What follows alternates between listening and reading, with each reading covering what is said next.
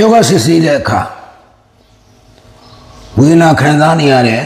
လူတူတယောက်တည်းကိုဘယောဂစစ်ပြီးတော့ဒီလူမှာဘယောဂမရှိပါဘူးလို့ဆုံးဖြတ်ရချမ်းဟုတ်ကဲ့အားလုံးပဲမင်္ဂလာပါကျွန်တော်ကတော့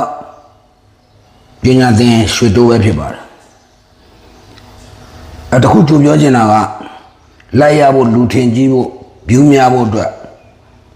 အဝတ်စားတွေကိုပူအိုက်နေတဲ့ချိန်မှာတော့အဝတ်စားတွေဝတ်ပြီးတော့ရှိုးမပြနိုင်ပါဘူးကျွန်တော်မျှဝေခြင်းတဲ့စေတနာဖြစ်ပေါ်လာတဲ့အချိန်မှာကျွန်တော်တိတော့ထပ်တင်ကြီးဖြစ်ပါတယ်အဲ့တော့လူကိုမကြည့်ပါနဲ့အဝတ်စားကိုမကြည့်ပါနဲ့ပြောတာကိုနားထောင်နေပါအဲ့တော့ကျွန်တော်တို့က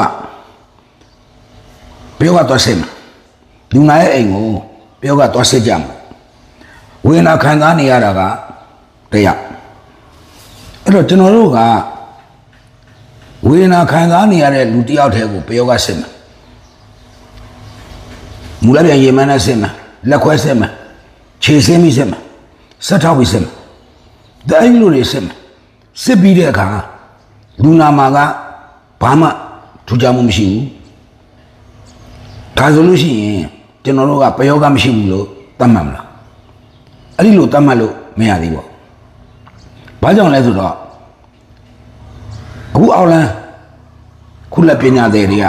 လူတယောက်ကိုတိုက်တော့မယ်ဆိုလို့ရှိရင်သူတို့ကရွှေညိုတွေရဲ့ဓလေ့တွေကိုနားလည်လာတာဖြစ်တဲ့အတွက်သူတို့ကစက်ကူးနဲ့တိုက်တာတွေရှိပါတယ်စက်ပြောင်းနဲ့တိုက်တာတွေရှိပါတယ်အဲ့ဒီအတွက်ကျွန်တော်တို့ကဒီအိမ်မှာဘယောကအတိုက်ရှိမရှိသေချာဖို့အတွက်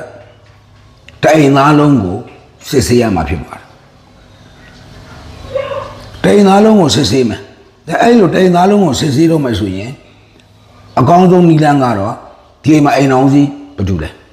အဲ့ဒီအိမ်အောင်ဦးစီးရဲ့အသက်နဲ့ခန္ဓာအိုးအိမ်ချမ်းပြီးပါဇာမှုတရှိသမဲ့အားလုံးနဲ့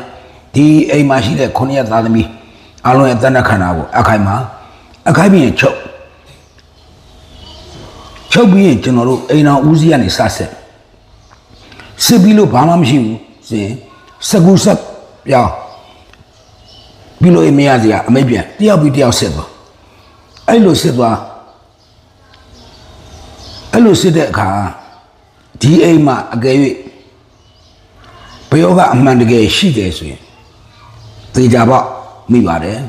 လူနာတယောက်တည်းကိုပဲစစ်ပြီးဘယောကမရှိဘူးလို့မသတ်မှတ်ပါနဲ့လူနာနဲ့တခြားလူနဲ့လည်းစက်ကူကြီးတိုက်တတ်ပါတယ်ကျေးဇူးတင်ပါတယ်